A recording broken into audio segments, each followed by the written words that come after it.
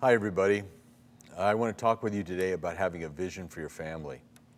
Something I think is critically important, especially in this day and age. And if we're going to be able to navigate culture well, I think it's important for us to have some sense of where we're going in such a way that it can actually guide us and lead us there. And so I want to give you just a few pointers in being able to have a vision for your family. And I hope that they're helpful to you. And like always, I look forward to dialoguing with you about it.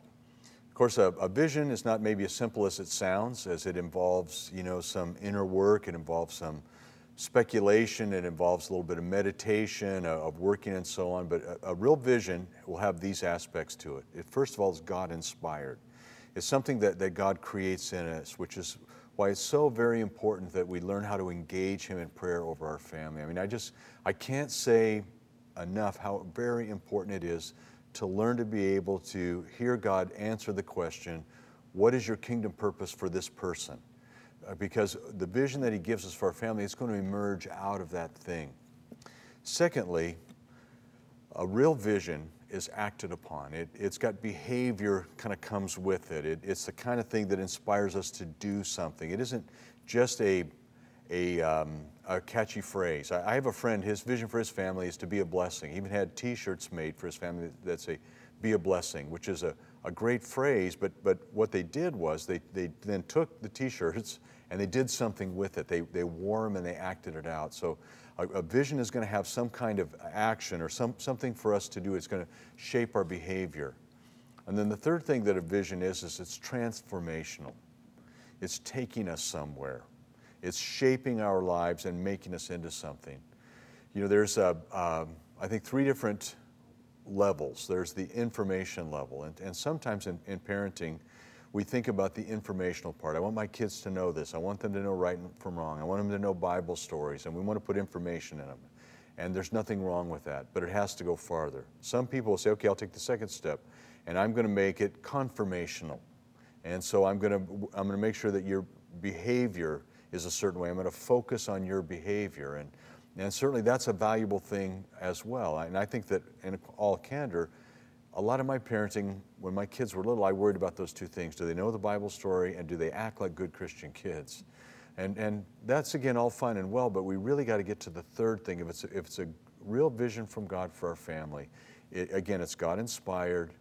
It motivates us to act. It's behaviorally aimed. And then the third thing is it's transformational. See, the gospel is a message that takes our life and does something to it. It calls us out of our selfishness into giving and living for others. It calls us out of our kind of desires or our need to fill our own desires and kind of build a life that works just for us and into a life that is submissive to God. And so a real vision for our family is going to involve that. Like, it's going to involve saying, okay, now that I've listened to God and I understand what His kingdom purposes are and I'm wanting to act that out, how then am I going to take that out into the larger world? How am I going to take that out into the community and so on?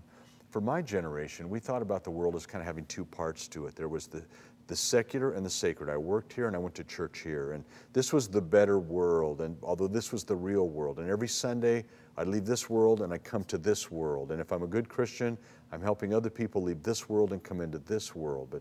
But I think that's collapsed. I think these are merged now. And I think that spirituality and all that, I think it's kind of everywhere for children. All the more reason why we need to have a vision for our family, and all the more reason why we need to have a transformational aspect to it, where we're kind of going back into the world around us, the community around us, in a way that brings meaningful change into people's lives. And so I hope that those are encouraging words for you. I just want to leave you with one thought. I recently heard about a video about a guy who decided to become a professional golfer at 40.